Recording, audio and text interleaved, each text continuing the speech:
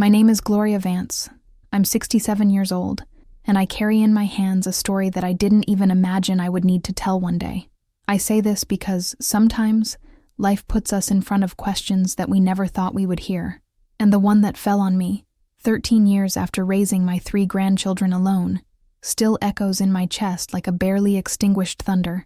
How can a mother abandon her own children? And then accuse those who saved them of kidnapping? Maybe you're here because you've felt this strange feeling that something doesn't fit, that the world seems to lose its logic when injustice knocks on the door.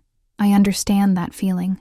I understand the curiosity, the silent revolt, the doubt of what really happened in that simple house in Savannah, where I believed I was leading a quiet life alongside the 3 children that fate put back in my lap. And that's why today I decided to open my heart. In this video, you will discover the truth that has been hidden for 13 years. You will understand what really happened on the day my daughter disappeared, and the day he came back to try to destroy me. And believe me, nothing is as simple as it seems. But before we dive into the heart of this story, I need you to know one thing. Not every trial takes place within the 4 walls of a courtroom. Sometimes the greatest sentence comes from the mouth of those we raised with love. I was there, sitting, hands trembling, looking at the door of that courthouse in Chatham County. And when she opened up, my daughter walked in with a lawyer next to her, and her eyes filled with a cold accusation. She kidnapped my children, 13 years later. 13 years without a phone call, without a birthday card. And it was like this, like someone who steps on someone else's land, that she wanted to erase me from the lives of the children I raised with the little I had. But I wasn't alone. In my purse, there was a yellow envelope, the same one I'd kept for more than a decade, waiting for the day when the truth would finally have to come out. If my silence weighed on me before, at that moment, he became my greatest weapon. And before I continue telling this story that still hurts in my chest, I just ask for a gesture from you. If you've ever felt the bitter taste of injustice, if you've ever been judged for loving too much, leave your like, subscribe here to the channel, and walk with me. Because remembering this is not easy, but maybe by sharing, I'll heal a piece of myself, and maybe yours too. I wake up every day at 5:30, without needing an alarm clock. My body has already learned that, in this house, there is always someone who needs me even before the sun rises. I put the kettle on the fire, make the strong coffee the way Jacob likes it, cut the fruit for Hannah, and leave Lily's bread already in the toaster. Everyone has their own way, and I learn to respect it. The silence of the morning is my moment. That's when I look out the kitchen window and think about everything I've experienced so far. My house is simple, in Savannah, near Bay Street, with a front garden and a porch where I like to sit in the afternoon with my knitting and my thoughts. The neighbors already know me.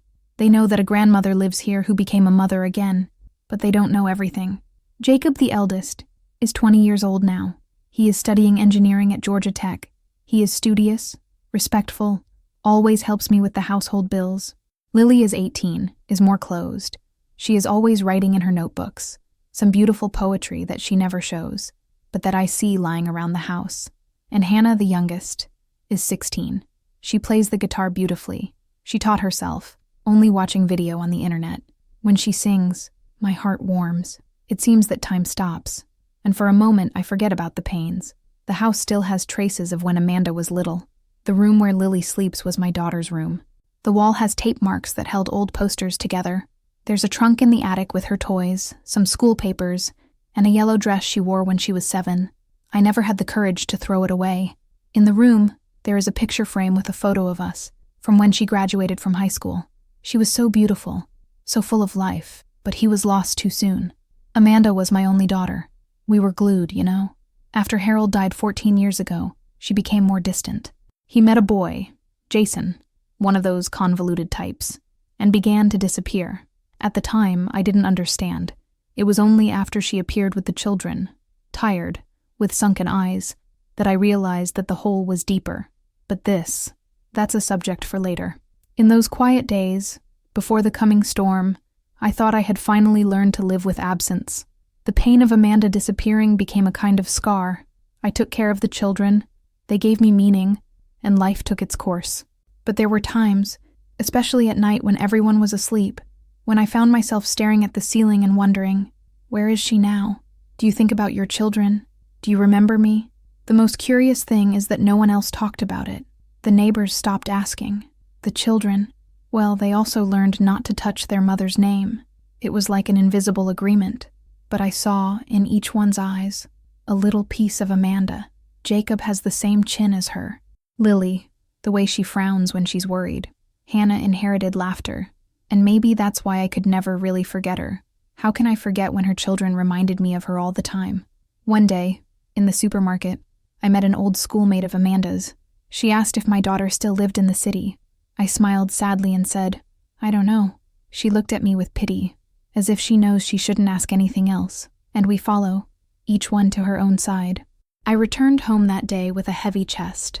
I dropped the bags on the counter, sat on the porch, and cried silently.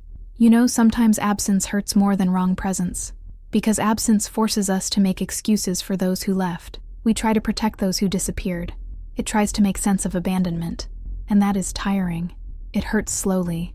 If you've ever had to make excuses to justify abandoning someone you loved, I understand you. I found myself so many times telling the children that their mother was traveling, that she would call soon, that she had sent a kiss. All lies, but it was the only way I knew to protect them from pain. And today, looking back, I ask myself, who was more hurt, they or me? If you've also been silent to protect someone, or lied so as not to hurt the one you love, comment below with an "I understand" or "I've lived it." It will be good to know that I was not the only one. In the late afternoons, when the Savannah sky turns pink, I usually sit in the rocking chair with my notebook. I write recipes, thoughts, and sometimes letters that I never sent. One of them is for Amanda. "Daughter, where are you? The children grew up. You disappeared, but I took care of it. You ran away, but I stayed." I kept this letter in the back of the desk drawer, along with a photo of us, from when she still called me best friend. Time passed. The children grew up, and the house went on with its routine. I thought the worst was over, that he had made peace with silence, that old pain was going to stay there, quietly, without bothering me anymore. But the silence, I was just waiting for the right time to scream, and everything began to change on a sultry August afternoon, when the doorbell rang hard. On the other side of the door, she was, my daughter, Amanda, after 13 years. Alone? No, accompanied by a lawyer, and what she said, I'll never forget it. It was October 2011. I remember because the floor was still covered with red and yellowish leaves, and a light rain beat the roof of the porch like nervous clockwork. I made sweet potato soup with onions, which was Harold's favorite dish on cold days. It had been 7 years since he had left, but I still cooked for him sometimes. It was my way of feeling that someone was still waiting for me at the table. But that day, he was not the one who appeared at the door. It was Amanda. My heart almost came out of my mouth when I opened it. She was thin, with a swollen face, sunken eyes, and hair tied up anyway. In his arms he carried little Hannah, sleeping. Next to her, Jacob and Lily, huddled up, wet, shivering. The clothes were dirty, the shoes were worn. She didn't hug me. I didn't say hi. She just dropped the bag on the living room floor and said, "Mom, take care of them for me. I need a break. Jason is not well, and we will travel for a few days to solve things."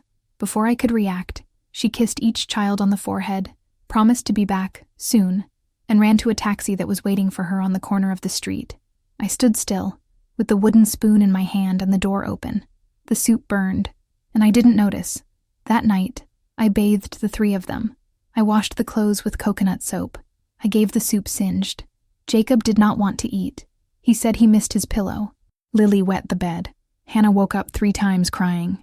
And I sat on the kitchen floor and cried softly, so no one would hear. I thought it would be 3 days at most. 1 week. Amanda had always been impulsive, but she was a good mother. I was sure she would come back. So I left their bags in the corner of the room. I didn't touch anything. The house became an emergency camp. I made improvised walks in the guest room, adjusted the schedules, started all over again, as if the years had returned and I had to learn to be a mother again, but with my body already tired, my hands already hurting. The days went by. In the 2nd week, I started calling. Her phone went straight to voicemail. I sent messages. No response. I looked up Jason's number. Nothing. I went to the old house where she lived. It was empty. I went to the police station, but they told me that, as there was no complaint or sign of crime, they could not do anything. They referred me to social work. I went there. They advised me to seek temporary guardianship as a precaution. and I started to gather paperwork. By then, 2 months had passed. The children asked every day, "When is Mommy coming back?" I said, "So, my love, soon," until Jacob one day stopped asking. Lily, too. Hannah took longer, perhaps because she was the smallest. She called me Grandma Mom, a nickname that tore me inside and warmed my chest at the same time. I didn't know if that was a blessing or a punishment. I just followed. I spent my days taking care of it, cleaning, cooking, and at night, I wrote in a notebook the questions I never had the courage to ask. What happened to my daughter? Why did she leave her children? Is she alive? Will you come back? And if he comes back, will you recognize them? The neighbors began to notice. Donna Millie from the house next door brought me diapers and clothes. Mr. Curtis from the bakery gave me a discount on bread. The church did a collection and helped me with powdered milk. I cried so much with gratitude that I couldn't even thank you properly. But deep down, I felt ashamed. How do I explain that my daughter just left? How could I tell that I, at 54 years old, was starting my life over with 3 children in my arms, without having planned anything? Time passed. Christmas has arrived. I prepared a small tree. I wrote cards in Amanda's name and put them under the tree, pretending they had come in the mail. It was all lies, but I didn't want them to lose hope. That night, Jacob looked at me and said, "Did Mommy send that anyway?" I lied. "Yes, he did, son. He's thinking about us." And he smiled, a smile that hurt me. I knew I was betraying his trust, but he also knew he was saving the heart of a 7-year-old boy. Sometimes lying is the only medicine a grandmother has in her hands. On New Year's Eve, Lily made a drawing of the family, her brothers, and me. Amanda was not in the role. That knocked me down. It was as if, the penny had dropped for good. Amanda was gone. Not for days, not for months, perhaps forever. And at that moment, I decided I was going to fight, not to take their mother away, but to be what they needed. I was going to be a presence. It was going to be lapped. It was going to be root. But deep down, a part of me still believed that one day Amanda would appear, that he would ring the intercom with his eyes full of water, asking for forgiveness. Who would say, "Mom, I was sick. I needed to get away. But now, I'm back." This thought sustained me in the most difficult days. The problem is that she really came back. But when he came back, it wasn't to thank you, not even to hug. It was to destroy. And what she said, when she looked me in the eye after 13 years of silence, my soul still chills. The first few months were a battle against a world that didn't seem to see who was on the margins. The children's documents were expired, without health insurance, without school records. I tried to enroll Jacob in a public school near home, and I was asked for his parents' permission. I said that the mother had disappeared. They said that without documents, nothing was done. I went from office to office, sleeping poorly, with the little girls in my arms.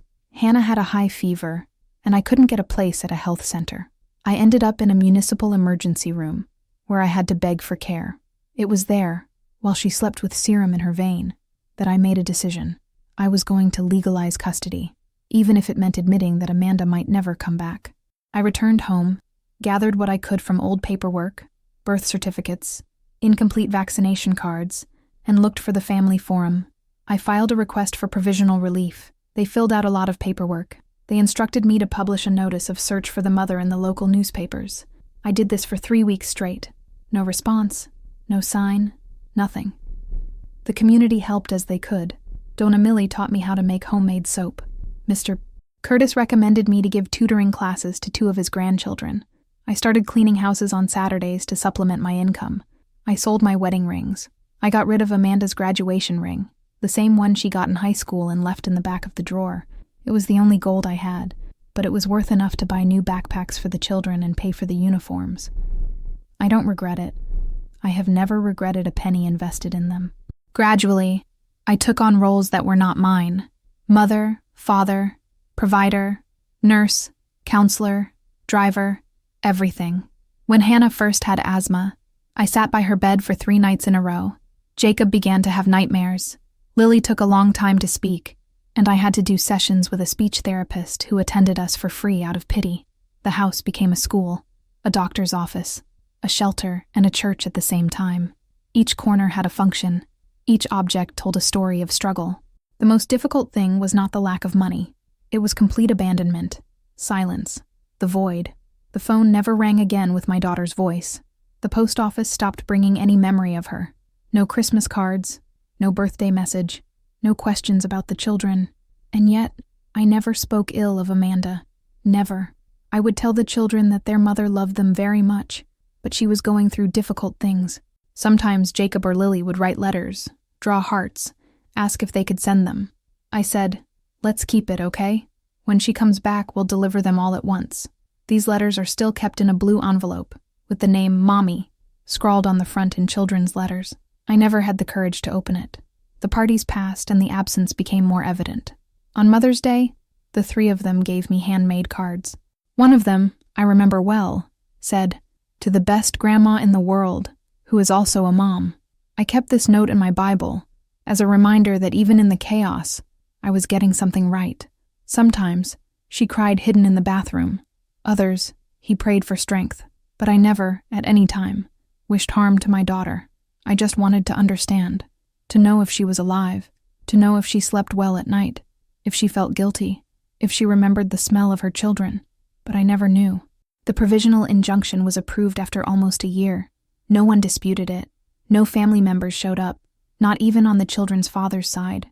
Jason disappeared even before Amanda. It was as if the world had erased that entire family, leaving only me and 3 children in the middle of the road. But I was getting strong. I created a solid, firm routine.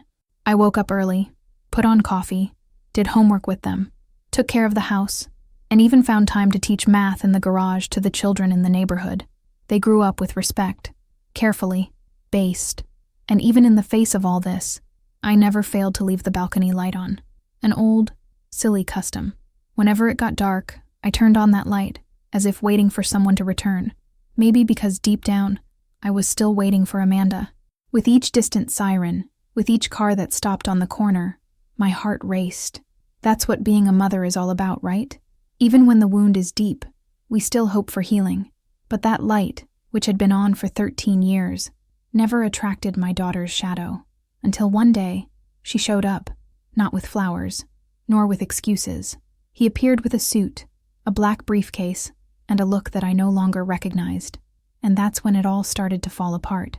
Because what she said made me understand that the pain I knew, it could still hurt more, much more. The worst of pain is when it comes without warning, in the middle of an ordinary morning. Jacob had just turned 13. I prepared pancakes with strawberry sauce, just the way he liked it. He ate in silence, as he always did when something bothered him. Then she looked at me, with those eyes so similar to her mother's, and asked, "Grandma, did Mom die?" I froze. The fork fell out of my hand. It was not just any question. It was the question of a boy who carried too much silence in his chest.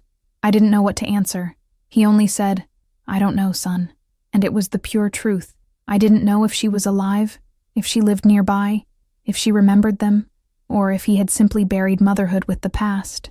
That same month, Lily began to close herself off. I was already 11 years old, entering that difficult phase of adolescence. She didn't answer properly. She stayed silent in her room for hours, writing in her notebooks. One day, I found a poem with the verses, "If my mother saw me now, would she recognize me? Or would he pass me on the street, like someone who passes by a shadow he doesn't want to remember?" I cried, hugging that notebook.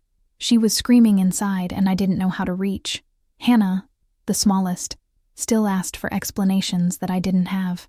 "Grandma, why doesn't Mommy want us?" Every night after the story came the same question. And every night, I responded with a kiss on the forehead and a "she loves you, she's just far away." But the truth is that even I was already beginning to doubt. How can someone be away from a child for so long and not send a single letter? Not even an excuse? Not a memory? My health also started to take its toll. The joints hurt. The spine burned. But I hid it. He said it was just tiredness, that it would pass. Arthritis made me spill my coffee, drop my clothes on the line, but I clenched my teeth. I didn't want to worry anyone. That house needed me. If I fell apart, everything would fall together. Then I smiled. I made jokes. And at night, when everyone was asleep, I sat on the edge of the bed and asked God for just one more day of strength. There was a Christmas that squeezed me in a different way. We were short of them. I had managed to buy a chicken on sale, a box of raisins, and I did my best to put together a simple supper. I used embroidered napkins that my mother had left, decorated the table with sprigs from the garden, and put on an old CD with Christmas songs. The children played in the living room with modest gifts, used doll, a donated book, a second-hand ball, but they were happy. And yet, at that moment, looking at them there, laughing, dancing, I felt a knot in my chest, a mixture of deep love and a pain that I couldn't name. They had been abandoned, for whom I should love them the most, and maybe never understood why. I sat on the edge of the stairs with a glass of cider and silently asked myself, had I failed? Was I so bad as a mother that my daughter preferred to disappear than let me help? Did I make such a mistake that she thought it was safer to leave her children with me and never look back? Or was it all her fault? I didn't know anymore. All I knew was that I had 3 children who needed me, and an absence that consumed me day after day. No, I'm here opening my heart, telling this story with every bit of what I kept silent for so many years. If you're there listening, leave a like on this video. Subscribe to the channel. I still have a lot of things in store to tell you, and it may be that, in the middle of these memories, you will also find a piece of your story. And it was precisely at that time, when I had already resigned myself to the fact that she would never come back, when the pain was already part of my day like an old piece of furniture in the living room, that life decided to turn upside down, because the phone rang, and the voice on the other side, it was hers, Amanda, cold, direct, and with a request that took me off my feet. Tell the children that I'm coming back, but I want to talk to them in court. Court? That's when I understood. She didn't come to ask for forgiveness. She came to take everything from me, but what she thought I had hidden, it was much stronger than she imagined. 13. There were 13 Christmases without her, 13 birthdays ignored, 13 years in which every noise at the gate made me look with hope, and at the same time fear. And when Amanda finally appeared, it wasn't on a special day, neither with a smile nor with tears. It was on a gray Monday, like someone clocking in at work. She got out of a tall, black, dark glass car, dressed in clothes that didn't match the girl I remembered. High heels, expensive blazer, hair neat as if wanting to look important. Next to her, a young man, in a lined suit, holding a leather briefcase. That's Dr. Kyle Whitmore, my lawyer. And before I could say anything, Amanda looked me in the eye, with the same coldness of someone who signs a contract, and said, I came to get my children. My stomach turned. The children were in the room. Jacob was already 20, but he still lived with me. Lily and Hannah, minors, stood in the doorway, not understanding if it was a dream or a nightmare. Amanda tried to smile, but couldn't disguise her calculated tone. He said he was back, that he was now in a position to take care of his children, that he wanted to rebuild his family. But then he let slip the real reason. I heard that Uncle Charles passed away in Texas. He left a considerable legacy. The boys have the right, of course. My eyes widened. It was true. Charles, my late husband's brother, had left a financial fund in the name of his great-grandchildren. I hadn't told the children anything yet. I was waiting for the right moment, the coming of age for each one, the right decisions. But Amanda already knew, and at that moment, it all made sense. She didn't come back because she missed it. He came back for money. He tried to hug me, but my body froze. She said she needed to talk to her children, that she wanted everything to be resolved with peace. But when she saw that no one was approaching, when she realized that the children's gaze was one of distrust and not of love, she changed her tone. She looked at me and said, almost whispering, if you make it difficult, Gloria, I'll file a lawsuit. Parental alienation, kidnapping. You have no legal right to them. Her voice was calm, but sharp. The knife was hidden in the cloth. I felt something rise from my chest to my throat. It was indignation. It was shame. It was anger. But it was also something stronger. For the first time in a long time, I didn't shrink. I got up from my seat, firm, looked her in the eye, and said, you have no idea what you're saying. She laughed. Oh, I know exactly. I saw in her eyes that it was a game, and she thought she had already won. But Amanda didn't know about the yellow envelope kept in the back of the drawer. I didn't know about the witnesses, the receipts, the sleepless nights, the letters, the fights, the forgotten documents, and a letter written with his own hand, the same one she left with me 13 years ago. And the content of that letter, it can change everything. When she walked out the door, with that lawyer in a tie by her side, and a smell of expensive perfume that didn't match any memory I had of her, I stood motionless in the living room for a while. The girls were in shock, and poor Jacob locked himself in the room with wet eyes. Amanda had left a trail of ice in that warm house that I had maintained with so much effort. I sat on the couch, passed my hand over my lap, as if trying to calm something inside me, and then I knew. I couldn't just wait anymore. That woman was no longer my daughter. It was someone else, a stranger, and if I wanted to protect what I built with so much struggle, I would have to stand up, raised. I went down to the basement slowly, my knees screaming, the railing creaking, the smell of old wood mixed with dust. I turned on the dim light and went to the deepest corner, where the iron trunk that my husband used in the Navy was located. Inside, there was a locked box. The key had been hanging around my neck for 13 years, open, and there were all the proofs of what no one had ever seen. Letters that Amanda left me after she left. One was even hastily scribbled, in which she said that she needed to disappear and that she could no longer do it with the children. Receipts for everything I spent: doctors, vaccines, school supplies, exams, medicines, pictures, a letterhead from the school asking for permission from a legal guardian, copies of the documents of the provisional relief, and, in the end, the yellow envelope, the one that I had sealed myself in a moment of pain, but also of lucidity. Inside it, a handwritten letter. The handwriting was unmistakable. I remembered the way she made the A's as tight little circles. It was a resignation, simple, direct. Amanda declared that she did not have the emotional or financial conditions to take care of the children, and appointed me as temporary guardian for an indefinite period, dated, signed, and witnessed by a friend of hers at the time, a certain Renee. At the time, I didn't have the courage to show that to anyone. It seemed too cruel to assume that my daughter had given up on her own children. I kept it like someone who keeps an ugly secret, but now that was armor. I took everything, put it in a folder, and the next day, I went to the county courthouse. The security guard at the entrance helped me find the public defender's office. I waited for 3 hours until I was served. When I told the story, the girl with glasses looked at me with a mixture of incredulity and compassion.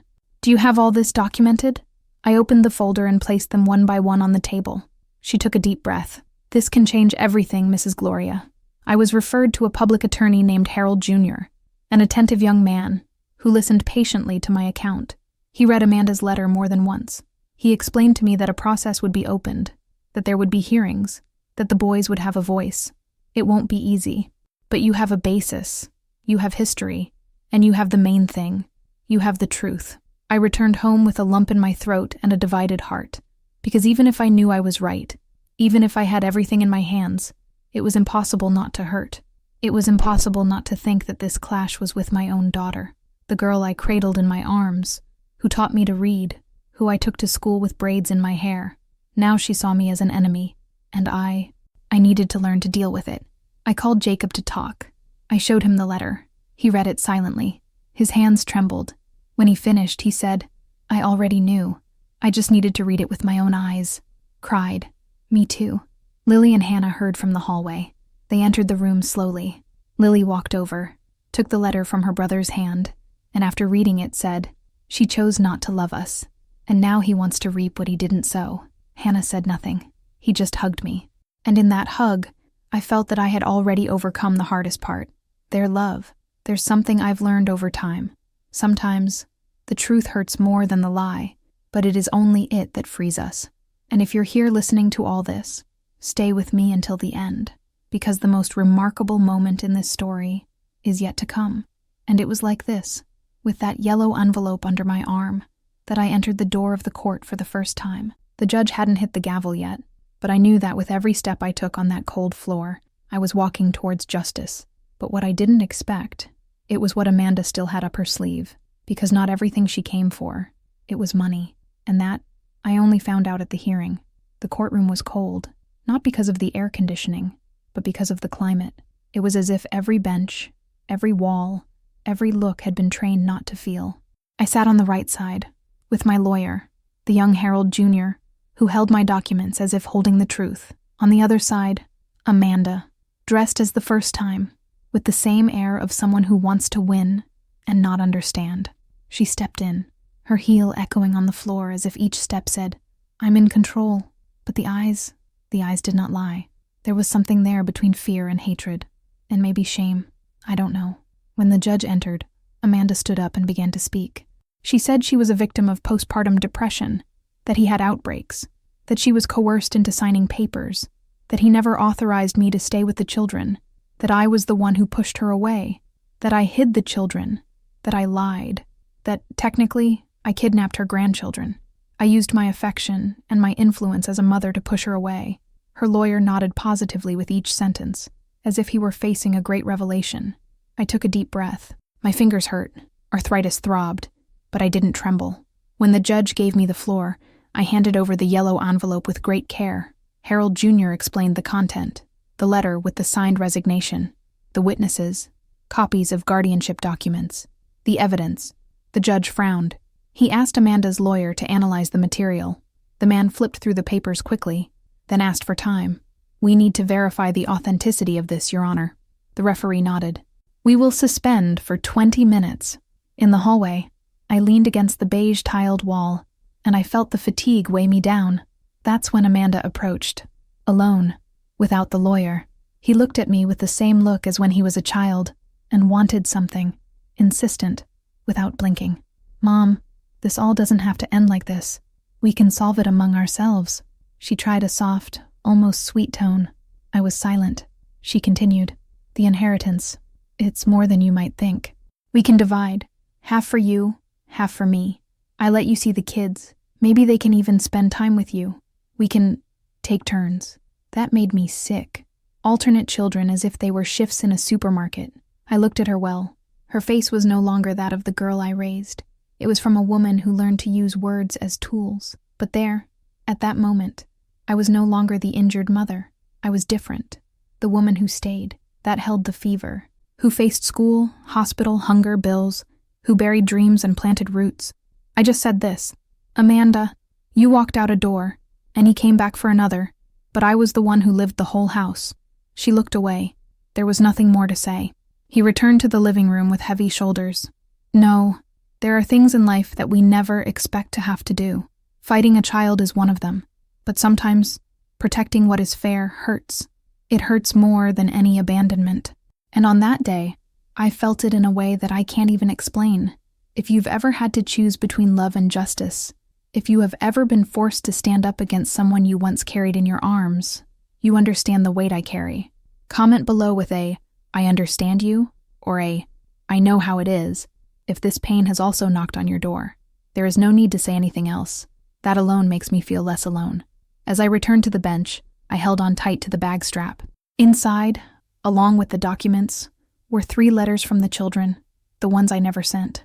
One day, I wanted the judge to read it, that the world knew who stayed and who went. But what I didn't know, it's just that Amanda still had one last card, and when she used, he placed his own children in the center of the fire. In the court, it was never the same after that. The judge asked for silence and explained that, due to the nature of the process, the young people involved would have the right to demonstrate. "They are no longer children. Their voices matter," he said. My heart tightened. I knew they were going to speak truthfully, but the fear of seeing them exposed corroded me inside. Jacob was the first to stand up. He was wearing jeans and a simple shirt, his hair tied in a low bun, his shoulders straight. He walked to the microphone and looked straight ahead without hesitation. "Your Honor, I'm Jacob Vance. I'm 20 years old, and I have a mother, yes. She's sitting there." He pointed at me. My throat closed. I wanted to cry, but I restrained. He continued, "She was the one who taught me how to drive, who held me when I had a fever, who woke me up to go to school. She stayed when everyone left. I respect the lady who put me in the world, but I love those who raised me." The silence in the court was absolute. Amanda averted her eyes. Jacob returned to the bench. The next was Lily. He walked slowly, hands trembling, but with his chin raised. She started with a low but firm voice. "When I was 12, I passed out at school. Hypoglycemia. My grandmother was the one who rushed me to the hospital. He spent 3 days sleeping in a plastic chair. He never left my side. She took care of me in every scare, every pain, every change. I don't want to go with my birth mother. I don't even know who she is anymore." Amanda whispered something in the lawyer's ear. He wrote it down. The judge, now a gray-haired lady with a hard expression, asked them to continue. And it was then that Hannah stood up, the youngest, the sweetest, the one who still slept with the light on. She walked slowly to the front of the room. When he looked at Amanda, he cringed. Then he turned his face and said, "I don't know Amanda. She never came on my birthdays. He never took me to school. He never called me daughter." The judge asked if she felt safe with her grandmother, and Hannah replied, "Grandma is my world. It is my home." I couldn't hold back the tears anymore. My grandchildren were there, each one with their own words, their pains, their traumas, but all united in one feeling: gratitude, love, allegiance. The prosecution asked for a pause. Amanda looked pale. Her lawyer rubbed her temples, as if noticing that the case was slipping through her hands. The judge announced, "The statements of the young people were recorded. The court will take into account their well-being, above any argument." And at that moment, the room changed. It was as if the air had become lighter, as if the walls had heard the truth.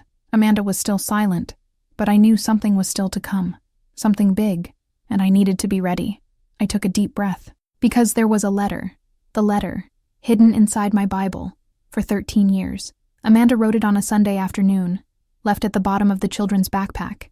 In it, with all her words, she said that she couldn't do it anymore, that she didn't know how to be a mother, that I was the only one who could give them a dignified life. That letter was the only missing piece. It's time to reveal. It was very, very close. But what did Amanda do next? He almost dismantled everything. Because she wasn't going to give up so easily. And the coup she prepared, that's where it hurt the most. I spent that whole night sitting at the kitchen table, with the dim lamp lit and a cup of tea that cooled without me noticing. The silence of that dawn in Savannah had a different weight, as if every wall of the house watched me, waiting for me to finally make a decision that I had postponed for 13 years. I looked at the photo of Amanda at the age of 6, with her hair tied in pigtails and her eyes full of life, and wondered, for the 1,000th time, where did I go wrong? But for the first time, this question did not come with guilt. He came with lucidity. I understood that love does not prevent a child from straying from the path, and I also understood that guilt didn't help me at all these years. I put that photograph back in the drawer, along with another pile of souvenirs, and left on the table only what really mattered now: the evidence, the documents, the letters, the yellow envelope. I ran my fingers over each piece of paper as if counting scars. There was a record of my entire journey: the tutelage, the consultations, the enrollments, the nights in the hospital. None of it had been fiction or exaggeration. It was my life, and it was the life of my grandchildren. When the clock struck 3:30 a.m., I was still sitting there, and it was at that moment that something inside me settled down, as if it finally occupied the right place. I was no longer the woman who lowered my head. I was no longer the mother who apologized for everything. I was no longer the grandmother who feared hurting her daughter, even though her daughter was not afraid to hurt anyone. I was Gloria Vance, and I had struggled alone for 13 years. And now I was going to fight again, but this time with a voice. When dawn came, I found Jacob in the kitchen. He hadn't slept either. He had deep dark circles under his eyes and a determined look. "Grandma, we won't let you get into this alone. I spoke with a lawyer from the college. It is not public. It's expensive, but I can get a student loan.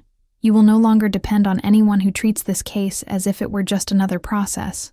I froze. My grandson, the boy I saw pedaling without training wheels, the one I carried on my lap when he had a fever. Now I wanted to defend myself. For a second, my legs almost failed. "Jacob, my son, you don't have to..." He interrupted me right away. I do, because you've done it for us your whole life." The girls were listening behind the door. Lily came in first and put her hand on my shoulder. "It's our turn, Grandma." Hannah, smaller, hugged me around the waist. "We are his family, and the family stays." I cried. I cried in a way that I hadn't cried for years. And I cried because, for the first time, I didn't feel alone in this war. I spent the rest of the morning reviewing each document, putting everything away in the briefcase Jacob had bought for me. Navy blue, new, firm. The one I took to court before was old, faded, with a torn corner. I realized that silly detail said a lot about me. I always went with what I had. Now the fight would be with everything I was. As we sat down in the car to go to court again, Jacob looked at me and said, "Grandma, you don't have to be afraid. Not today. Fear. I still had it. Of course there was. But I also had something else growing inside me. Stronger. Firmer. The certainty that my truth was not shameful. She was not small. It was not fragile. And when I got out of the car and put my feet on the cold ground in front of the Chatham County Family Courthouse, I felt like it wasn't the Gloria that came in the first time. It was Gloria who survived. And before entering the door, I just took a deep breath and thought of something simple. But that came like a whisper inside me. Sometimes, we spend our whole lives learning to be strong, and he only discovers that he has learned when he finally needs to use that strength. Looking back now, I think that was the moment when everything really started to change. And if this piece of my life can become a mirror or a hug for someone, help me carry it forward. Like and subscribe here to the channel. It makes more difference than you think. But that morning, even before the judge showed up, before Amanda's lawyer opened his mouth, before any words were spoken, something happened in the hallway. Something that changed the course of the audience. And that's exactly what I need to tell you now. Because it was there that I realized that Amanda had not come back just for money. She had come back with an even deeper intention, and more dangerous. When we returned to the courtroom that morning, my new lawyer, Dr. Raymond Ellis, hired thanks to Jacob's efforts, already had a stack of documents organized on his desk. He was not like the other lawyers I had seen there. It was not hurried, nor cold. He spoke slowly, respectfully, and looked me in the eye before every step he took. Mrs. Gloria, today we are going to show the court a simple thing. You never hid. She was the one who disappeared. I entered the room with this phrase echoing in my chest.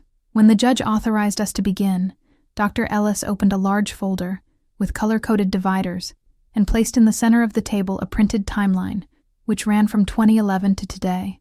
It felt like a map of our life. Each date had a corresponding document. Your Honor, he began, what we will now present is not opinion. It's not a memory. It is not interpretation. It's an official record. And then, he began to unravel, year by year, the trail of my struggle. First, he showed Jacob, Lily, and Hannah's elementary school files. Enrollments, guardian updates, meetings with teachers. The director himself sent a formal letter stating that, from day one, I was the one who attended everything. Photographs were attached. Receipts, too. Then came the data from hospitals, pediatricians, consultations, vaccines. Every signature of the person in charge was mine. Do you see this here? The lawyer asked the judge, touching a specific roll. It is the official notification sent by the state of Georgia, trying to locate Mrs. Amanda Vance to authorize the health treatment of the minor Hannah Vance in 2013. Notification returned. Non-existent address. An unsuccessful attempt. And so it continued with other notifications.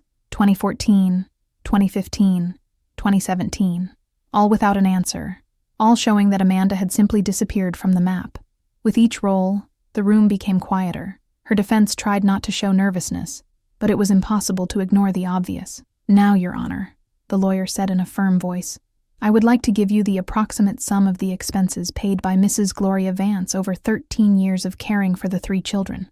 He held up a detached leaf, a total of $142,800. Everything proven, all out of his own pocket. The defense choked. The judge leaned her body forward, reading. The lawyer then closed the briefcase slowly and said, During those 13 years, has Amanda Vance deposited any amount? Any value? $5, perhaps? A birthday card? A pack of socks? Any minimal gesture of interest?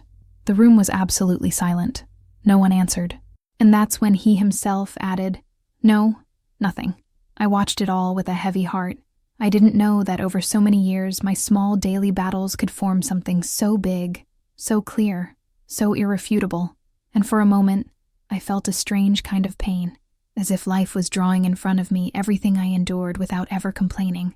No, it's curious how we live so much, but only when someone puts everything side by side do we realize the size of the road we've traveled. And sometimes it's just seeing it like this, black and white, that the world understands what we lived in silence. I remembered that there and thought, my God, I really gave my life for these children. And if you're listening to me now have experienced something similar, of giving everything, absolutely everything, and only then realizing the weight of it, stay with me until the end, because there's still a part of this story that will touch you in a way that perhaps I myself have never forgotten. The judge took a deep breath. He looked at Amanda, and he said, with grave calm, The records show complete absence for 13 years. This is not kidnapping. This is abandonment. Amanda's face turned pale. Her lawyer began to rummage through papers in desperation. But still, I knew it. She wasn't going to give up there. Not Amanda. Not my Amanda. She still had something saved. something he didn't show. Something that, according to her, could change the game. And when she opened her mouth, I felt that the moment I feared most had finally come. The moment when she would reveal her secret weapon, the same one I knew would come. But I didn't know the size of the wound it would leave, because what Amanda said next, it put not only my life in check, he put the soul of my grandchildren at the center of that fight. And that's what I'm going to tell you now. When Amanda opened her mouth in that courtroom, I knew she was going to try to turn the story around in a way that would hurt, and he tried. He said that I had hidden the children on purpose, that I had burned documents, that I had manipulated witnesses, all without any proof. Her lawyer tried to amend it by claiming emotional fragility of the biological mother and abusive maternal pressures, beautiful words to cover up 13 years of absence. The judge asked for silence, but the damage of this attempt was done inside me, not because I believed that it could stick, but because it hurt to hear from my own daughter's mouth something so far from the truth. The hearing was suspended for a few minutes, and I returned to the hallway with cold hands. I sat on the wooden bench and took a deep breath. That's when I remembered. I still had a document, one that might change not only the path of the trial, but the way everyone there saw the story. I slowly unzipped my bag, pulled out the navy blue briefcase, and searched the bottom for the oldest letter of all, folded 4 times, yellowed, with the edges almost coming apart. I hadn't touched it in years. It was the note that Amanda left on the day she abandoned her children. I found him, at that time, trapped between their clothes, inside the bag she dropped at my door. I remember it as if it were now. "Mom, take care of them for me. I can't take it anymore. They'll be better off with you. One day I'll be back." It had been written in a hurry. Blue pen, the letters crooked, but the signature left no room for doubt. It was hers. When I took that paper in my hands there in the hallway, my memories came all at once. It was like smelling the rain of that day again. The wet clothes of the children, the tears of Lily, the blank stare of Jacob, the sobbing of little Hannah. It hurt me so much that I held the letter with both hands so as not to tremble. And for a moment, I had to stop the narrative inside me. Breathe, close my eyes. No, there are memories that don't pass. No matter how long we try to put them in the back of the drawer, they stay there, quiet, but alive. And when they resurface, it's as if we relive everything again, with the same pain, the same cold, the same weight. If you who are listening to me now also have a memory like this, strong, unforgettable, striking, leave it in the comments.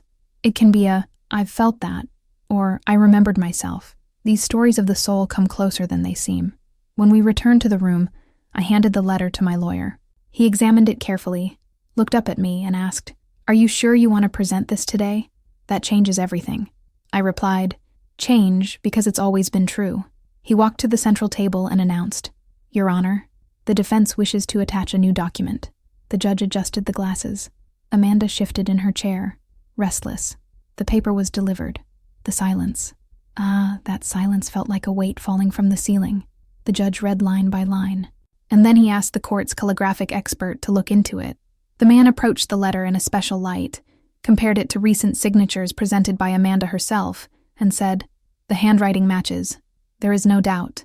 Amanda put her hand to her mouth. Her eyes widened, as if the floor was gone. She tried to stand up, asking for the floor, but the judge raised her hand firmly. "Mrs. Vance, you will speak only when authorized." Amanda sat up, shaking. The letter was read aloud. Every word, every comma, every fraction of the truth she tried to erase. When they finished, no one breathed, and for the first time, I saw in her eyes something I hadn't seen since she was a child: fear, because that paper was not just a test. It was the memory that, one day, she herself recognized that she could not take care of her children. It was the mirror she feared the most. I sat there, saying nothing. My job was not to hurt her. It was just defending the truth. And the truth, for the first time, was standing before everyone. But what I didn't imagine, it's just that this letter, as strong as it was not yet the end point. There was one last play, something I had forgotten myself, and it would come up at the next hearing. And what came next? Ah, my dear, it was the most unexpected turn in this story. The courtroom was in absolute silence when the judge paused the proceedings. Everyone left, everyone with their roles and their minds busy. But it was there, in the parking lot of the courthouse, that the confrontation I feared most took place. I was walking to the car when I heard a voice behind me. It was her, Amanda. I knew she wouldn't leave without trying one more time. She always had this way of not giving up, even when everything was against her. "Mom," I stopped. I didn't want to, but I stopped. I looked back and saw my daughter there, once again. No longer that scared girl I held in my arms, but a woman, impeccably dressed, with that hard look. Amanda seemed to want to speak, but her voice was weak. "I know what you're thinking," she said, trying to get closer, but I held her with a look. "I didn't mean it badly, Mom. I was lost. I was young. You know that." I nodded slowly but firmly. I was no longer willing to let myself be manipulated. Not at that moment. "I waited for you, Amanda. Every Christmas, every birthday. I didn't accuse you, but I waited for you. I lied to the children saying that you sent love. I never spoke ill of you. But you never cared. You didn't even know the name of their school." My voice grew stronger with each word, firmer with each breath. No, I wouldn't swallow that anymore. I would no longer make myself blind. Not with what I knew, with what I felt. Amanda took a step back. She was cornered. She looked at me as if she was looking for words that didn't come. I tried to feel some kind of compassion for her, but I only felt empty.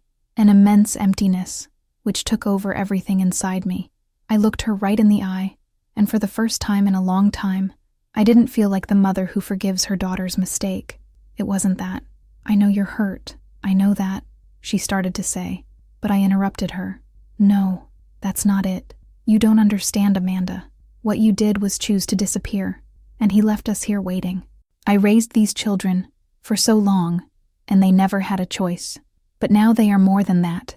They are my life, and I will protect their history, even if you come back saying that you have a right that you don't." Amanda then tried to justify herself once again. She said she was lost, that depression had consumed her. He said that she needed some time to find herself, but I already knew all that, and I wasn't going to fall for these stories anymore. I looked at her and calmly said, "I don't hate you, but I won't let you erase what these children experienced." And those words, those few words, weighed like a burden. Amanda stood still, motionless, as if it was the first time anyone had really looked at her mercilessly. Her gaze wavered for a moment. I was no longer the mother I expected. I was the grandmother who defended the children I never abandoned. And with that simple look, I finally saw something I never imagined. Amanda was alone. She tried once more to open her mouth, but I couldn't hear anything else. I turned to walk away, and the sound of my footsteps echoing off the concrete was louder than any words she could say, and for the first time, I turned my back on my daughter, not out of spite, not out of revenge, but for the love of my grandchildren, those 3 children who were left at my door and who, no matter how hard Amanda tries, no one can erase what they went through with me. And I know that, in that moment, something inside me changed forever. I didn't go back. I didn't go back to a daughter who never knew how to be a mother. I turned to my grandchildren, and it was with them that I moved on. Deep down, in that instant, I knew I couldn't look back. I thought, for a moment, that this would be the last time I would see her, but who knew that the trial was not even close to the end? I knew the fight was just beginning, but now I was stronger than ever. And what happened next? Well, what did Amanda do next? Well, that changed everything. Maybe you haven't seen the end of this story yet. What comes next is going to be even more amazing than anything that has ever happened. Stay here with me. I'll tell you all about it soon. The day I dreaded so much has finally arrived. The courtroom was silent, heavier than at any other time. I looked at the judge, waiting to hear the sentence, and my heart beat fast in my chest. The battle was almost over, but I knew that what came next would change everything. As the judge leaned forward, adjusted his glasses and began to speak, I felt immense pressure on my shoulders. He said firmly and calmly that Gloria Vance would not be charged with parental kidnapping. On the contrary, he praised my tireless dedication as a grandmother, as a mother. He acknowledged what I had done for these children, and said that the work of a lifetime could not be ignored. I was recognized as the ultimate legal guardian of Lily and Hannah, the 2 minor granddaughters. Jacob, being of legal age, would no longer need guardianship. He would no longer need my permission to live his life, but that never changed my love for him. The judge looked at Amanda, who was silent, her hands shaking. She didn't say anything, not a word, and when the judge finished the sentence, he turned me around and asked if I had anything more to say. It was there that, For the first time, I felt the weight of everything I experienced. I knew what I had to do. I turned to him and said without hesitation, "I'm not going to ask for alimony, nor compensation. I just want peace. I leave everything behind, with nothing left, only peace." I took a deep breath, then turned to my granddaughters and saw their gaze, fixed, full of confidence. They were there, next to me, with their eyes shining. That was all I really needed. As I left the room, I went to the clerk, signed the last papers, and felt that, at that moment, something inside me was free. When I finished signing, I looked at the lawyer and said, with a lightness I didn't even know I could feel, "I'm free." When the courtroom door closed behind me, the feeling was one of relief, but also of sadness, because despite everything, the truth is that the mother I dreamed Amanda would be, the one who would take care of her children with all the love and affection, did not exist. Amanda was there, in the hallway, with no more strength to move forward. She watched what happened in silence, watching from afar what she had missed. For the first time, Amanda understood that it wasn't the money I had back, it wasn't the guard, it was respect, and that, honey, no one buys, nor with all the heritage in the world. As we left the courtroom, I was enveloped in the warm embrace of my grandchildren. They were free too, and although Amanda hadn't said a word, something in her eyes told me that she knew she had lost her place as a mother forever, not because she had been rejected, but because she herself chose to abandon him. Sometimes you can even go back, but in some cases, what you lose never comes back, and what she lost, I knew, would not come back. She would have to live with it. And for me, the most painful part was realizing that, as much as I tried in every way to give her a chance, Amanda hadn't been able to do the same. The most incredible thing about all of this is that in the end, I didn't feel victorious. I felt at peace, a peace she would never know. But this story, the end of it, that's yet to come. And I know what's coming is going to show her that, in a battle like this, what really matters is the love you give, and what we get back, in the end, is what no one can take away. The time that followed the trial was not easy for anyone, but somehow, with each passing day, things seemed to settle down in a way I never imagined. Amanda, in turn, did not accept the sentence well. She didn't sit still. She didn't brood in her corner, no. She didn't know what to do with her own pain anymore, so she decided to get closer to her children again. I tried not to worry, but I can't deny it. It touched me deeply. She started texting Jacob, Lily, and Hannah. Long messages, full of promises, trying to regain the trust that she herself destroyed. Sometimes they were sweet words, saying that I missed them, that I was sorry and wanted, more than anything, to give them a better life. In others, they were expensive gifts, but despite everything she did, nothing seemed to work. Jacob, now 20, was the first to respond, but his answer was short, cold, direct. "I have nothing left for you, Mom. No need to try anymore." It was as if he had closed the chapter of his life with a single sentence. Lily, my poet, replied indifferently. He was not interested in any of that. I had no anger, no resentment, just an indifference that, for me, said it all. And Hannah, Hannah. She didn't even read it. Not that I blamed her. She was 16 now, and for her, the only mother she knew was me. She did not seek answers where there were never explanations. And I was there, in silence, observing everything. But Amanda didn't stop. If the messages had no effect, she tried another way. She began to play the victim in online groups, telling a twisted story of how she had been wronged by life, of how Gloria forced her to disappear. Every word she wrote was like a blow to me. What she didn't understand was that no one else bought her version. Time, distance, and the pain she herself caused made her a distant figure, a stranger who, even trying to return, could no longer regain what she should never have let go. In her posts, she blamed her ex-husband, blamed the men who came into her life, blamed the system, and even me. I was the villain of his narrative, the culprit for everything, as always. But, contrary to what she thought, I didn't bother. In fact, I felt light. She could say whatever she wanted. What mattered was what the children felt. What mattered was the life they built by my side. What mattered was that, after so many years of waiting and pain, they didn't look at me as someone who imprisoned them. They saw me as the woman who fought for them when no one else did. It wasn't that my children, my grandchildren, loved me more or less. It wasn't that, but no one had given them what I gave. Not only the bed where they slept, or the food they ate, but love. True love, the one that does not demand anything in return. And Amanda, with everything she said, would never be able to understand that again. But what I knew, what I understood from all this, was that she would not be able to destroy what life and time had built. What she lost by her choice. What she abandoned from the heart. It was no longer about the money or the inheritance. It was about something much deeper, something that only time could teach. I had already accepted that, no matter how hard I tried, Amanda would never be the mother she should have been.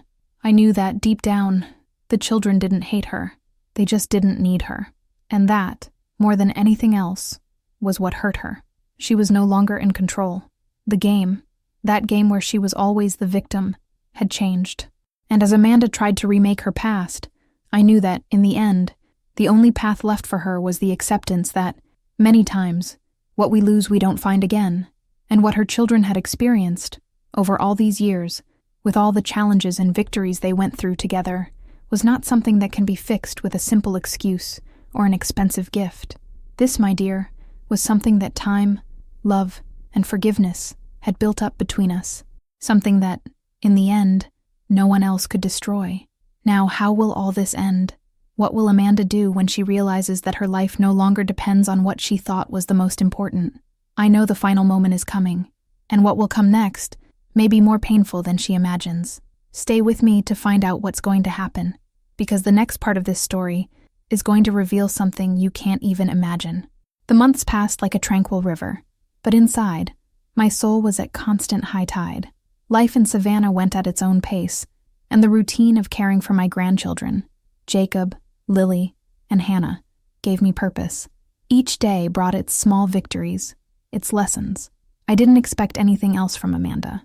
In fact, I had already accepted that she would not return to me, nor to the children. The time she was away there was no longer any remedy. But since the world has its own plans, something happened that would change everything once again. It was on an ordinary afternoon, with the shy sun saying goodbye on the horizon, that the doorbell rang. I was sitting on the porch, tinkering with the plants, a little tired, but at peace. When I walked to the door, I met a familiar figure, Attorney Kyle Whitmore, the same one who had represented Amanda in court. My first reaction was a mixture of surprise and distrust, but he didn't seem there to fight. He was wearing a suit, with a serious but not aggressive countenance. "Mrs. Vance," he said in a firm voice, but also a little hesitantly, "I need to talk to you about an important matter." I invited him in, not knowing very well what to expect. He sat down in the chair that was next to my coffee table and looked directly at me, his face pale. Before I could ask him what he was doing there, he handed me an envelope. "The judge decided to transfer to you the legal custody of an inheritance trust, a fund that was left to Amanda's children." He paused, as if waiting for me to say something. I didn't say anything, but my mind started racing. An inheritance fund? For my grandchildren? I never imagined that this could happen. I looked at him, trying to understand what he wanted to tell me. "The fund is $380,000, Ms. Vance," he continued. "Amanda tried to access this fund on behalf of her children, but since you are now the legal guardian, the judge determined that custody of this amount passes to you." I kept quiet, processing everything.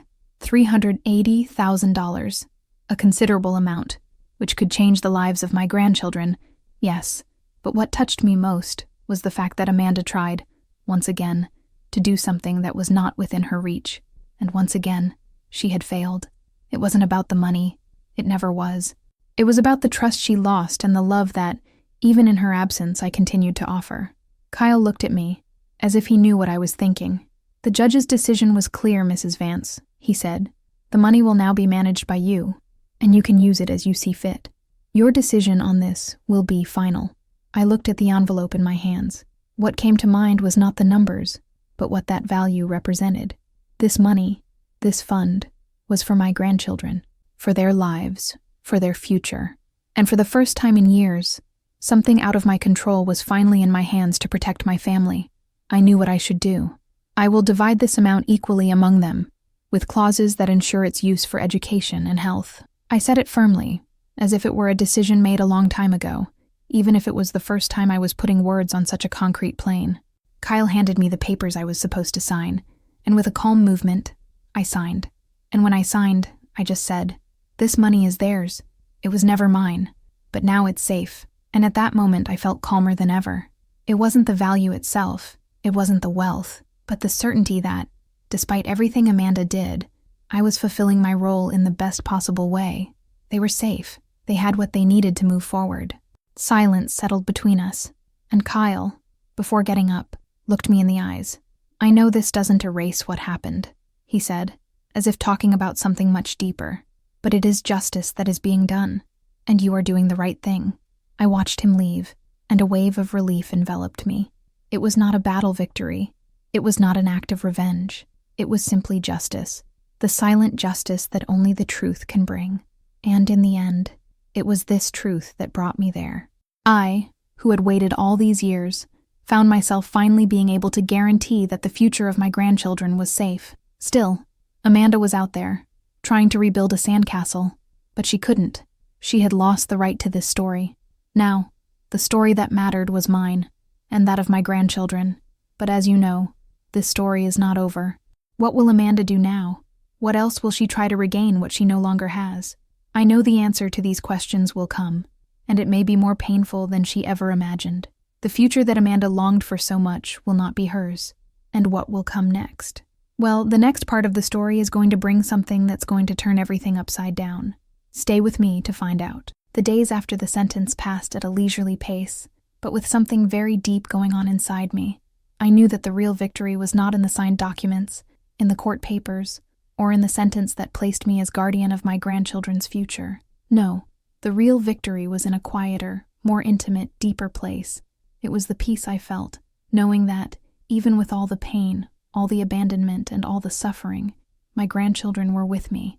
They were safe. One afternoon, I felt that it was time to do something that, in my mind, had been stored up for a long time. I needed to open an old trunk, a trunk that had been stored in the attic of my house, covered in dust, but which contained everything I wanted my grandchildren to see. They had already heard me talk about the past. They already knew the pain I felt, but there was something else, something they needed to understand. How much I did for them, how much I loved them, how much I fought to get them to be where they are now. I went to the attic, where the trunk was kept. It was a simple but heavy trunk, made of dark wood, with details worn out by time. I knew what was inside, but with every step I took toward it, my heart beat faster. I lifted the lid slowly, and there were the photos, the notebooks, the letters not sent to Amanda, everything I kept as memories of a time that, for me, was never easy, but was also never in vain. I called my grandchildren, who were in the room below, and asked them to come there. Jacob, Lily, and Hannah went upstairs, not knowing what I was about to show. I wanted them to see everything, that they felt the weight of it. When they saw the trunk opened, each one's eyes filled with something I couldn't describe. It wasn't just sadness, it was understanding. They saw the photos of when they were little, with the innocent face of someone who did not yet know that he would be abandoned.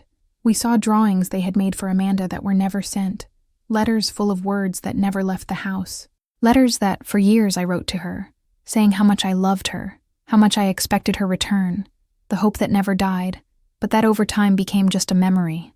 I also looked at those letters. I saw her signature, and at the bottom of it all, I felt like I was leaving a legacy of dedication, love, patience, pain, but also of immense pride for having done the best I could. I gave each of my grandchildren a handwritten letter, a letter that had been kept in my heart for years. In them, I talked about everything I felt during the time I spent creating them, how lost I felt, how guilt consumed me when I felt like I couldn't give enough, how exhaustion left me without the strength to continue, but at the same time, how the fear of failure pushed me to continue.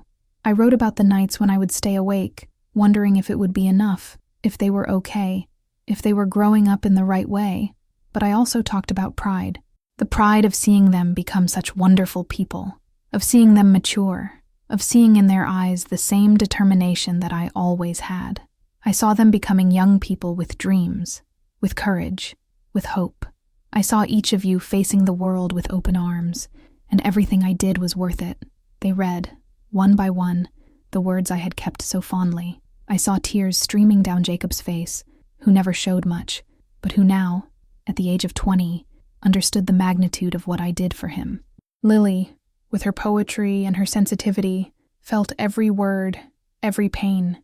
And Hannah, still so young, but with the maturity that her soul already brought, looked at me with a mixture of gratitude and respect. It was the moment when they finally saw the woman behind their grandmother, the woman who not only cared for them, but who loved them in a way that words can't explain.